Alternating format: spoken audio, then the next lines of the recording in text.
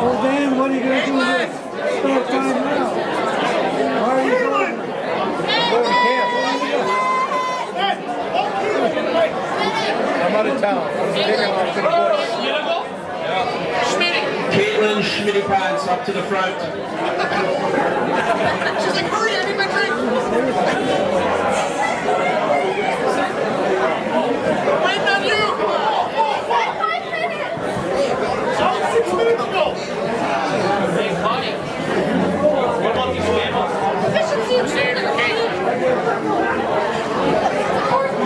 Okay, everybody. How was that meal? Did you guys enjoy the meal?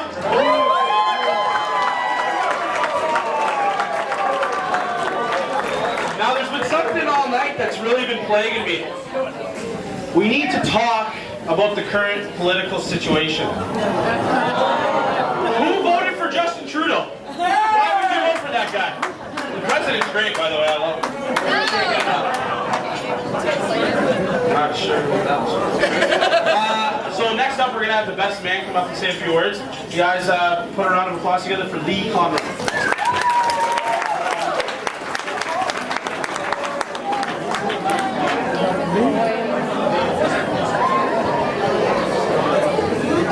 Right, hello everybody.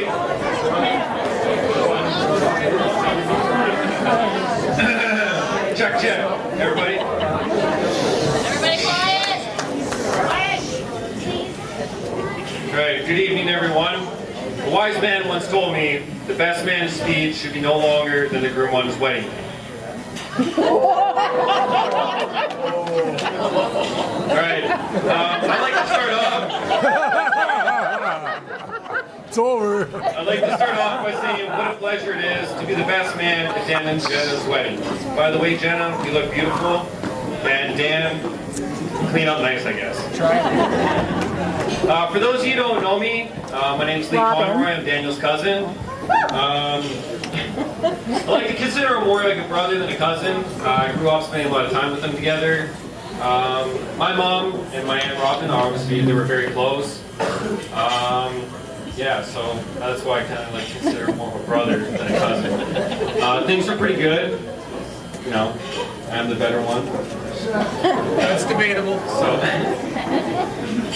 So growing up, we spent a lot of time together. We used to go out to his cabin out down, I forget the lake, whatever. Anyways, we used to go out by the cabin. We used to spend a lot of time going crab fishing, flipping docks, whatever. And of course, playing cards. Jenna, aren't you so lucky you get to take over that now? Because we all know he's still setting up Daytona 500 in your guys' bedroom. Jenna, now I know I never got to get to know you that much, besides the 8-hour car ride to Thunder Bay, and free, yeah, okay, kind of turned into a stop for lunch and stuff. And the time we sat freezing in the hockey arena. But I do have to say, you have found a great best friend and a wonderful husband. And for you, Daniel, you are lucky to have found such a lovely lady that will put up with your Chewbacca noises and dirty hockey gear pretty much year round. Do it. I can't do that. Do it. Oh, I can't. Zach, do it. Zach.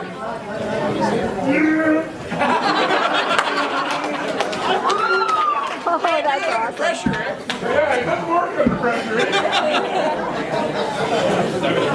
Alright, so one story I'd like to say about Daniel. I know a lot of you probably won't know this. This is kind of when I was living here. Most of the family knows because we weren't the greatest when we were together sometimes. But anyways, one story I'd like to tell about Daniel is the time we wanted to go for a bike ride.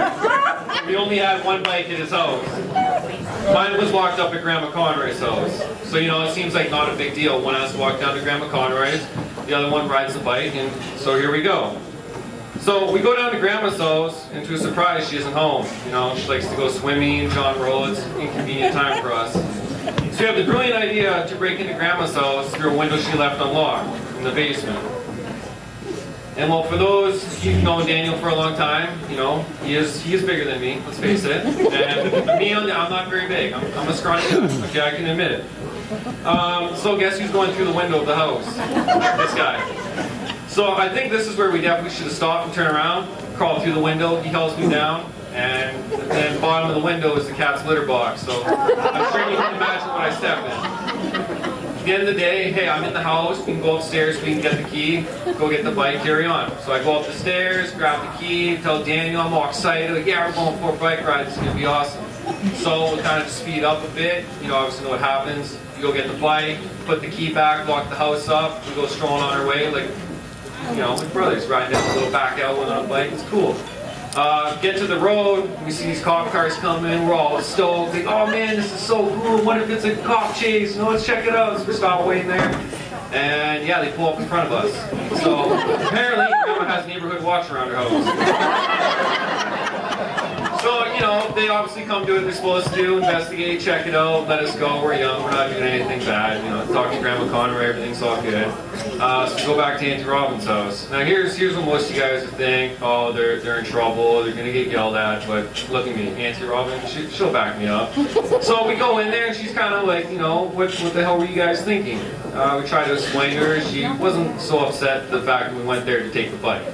It was more the fact Daniel left the key in the drawer at their house. So we kind of did that for no reason, right? Caused a lot of problems for nothing. Jenna, you are marrying the best friend a person could ask for. You really bring out the best in Daniel, and I know he truly cares for you. Daniel and Jenna, I am excited for the both of you, and I know you're going to be a great team. I wish you nothing but love and joy for many years to come. I'd like to say a special thanks to Tom and Laura, Jenna's parents, for making this night happen, and Dan and Robin also. You guys have been a big help for everybody here, and I appreciate it myself, and I'm sure everybody else does in the room. I would also like to thank all the bridesmaids and the grooms, and anybody else that has helped out, put in a lot of effort through the past couple days, and I'm sure since they've proposed it's been happening. I just haven't been here, but I know everybody's been a great help. And with that being said, Jenna, I'd like to thank you for being part of the Conroy family now.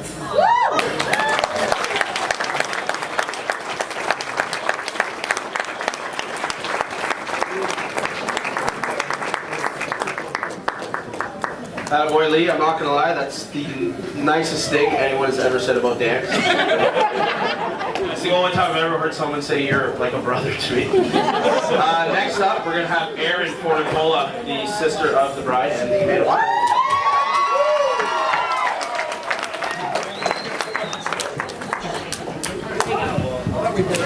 Hello. Hi. I am Erin. I'm Jenna's younger sister.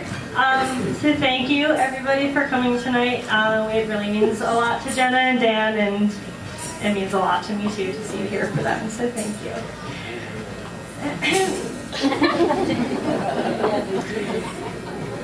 Good morning. Runs in the family. We are all terrible at this. Okay, no, we're good. The wonderful thing about being a little sister is I never had to know a world without Jenna helping me navigate it.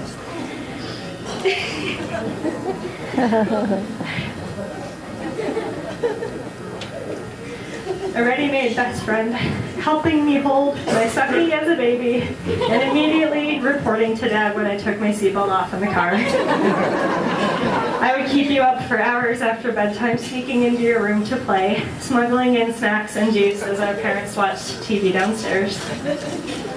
I will always be proud of our relationship, and I am so glad to say that we've never fought. We honestly just really like each other. You've truly been my best friend, and because I was younger, I always hated when you would go places that I couldn't follow. When water park rides, when I was too short for the big slide. Going faster on bikes because you lost your training wheels before I did, though I caught up the next day. When you started middle school, I was sad to feel left behind, and again in high school. And now you're taking another big step, and even though I'm sad to see us both grow up, I know things will work out the way they always do. And you can report back to me with tips and advice the way that only a big sister can. Aww.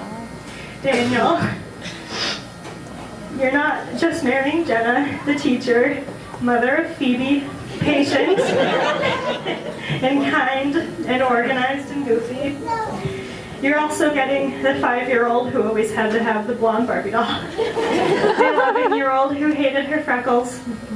and the 17-year-old who called me from a party in high school to invite me to go with her friends. And when I said I was going to stay home and watch a movie, she came home and watched the movie with me instead. Aww. So take care of those girls too, because they're so in there. I remember, okay, so this sounds fake, but I have not seen Jenna's wedding vows while she was writing them, and she did not see my speech. But something my mom said obviously really resonated with both of us because we both wanted to tell the same story. So when we were younger, we were talking to my mom about how we would know when someone is the one. And she told us that if we have to ask, then they're not the one. Daniel, I never had to ask if you were the one for Jenna. You just seem to fit with her and with our whole family. It's always been easy with you around, and I'm so glad that it can be that way always now. I love you both, and I wish you the happiest of marriages, and you know who to name your firstborn after. That was awesome.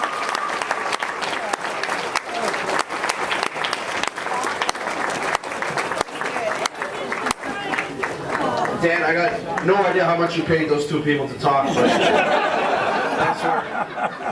So basically what we're going to do here now is we're going to get two chairs set up back to back here. We're going to get the bride and groom out front.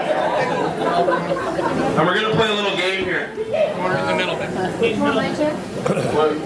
Down here? Yeah, we're going right in the middle. Okay, we're going to go right in the middle.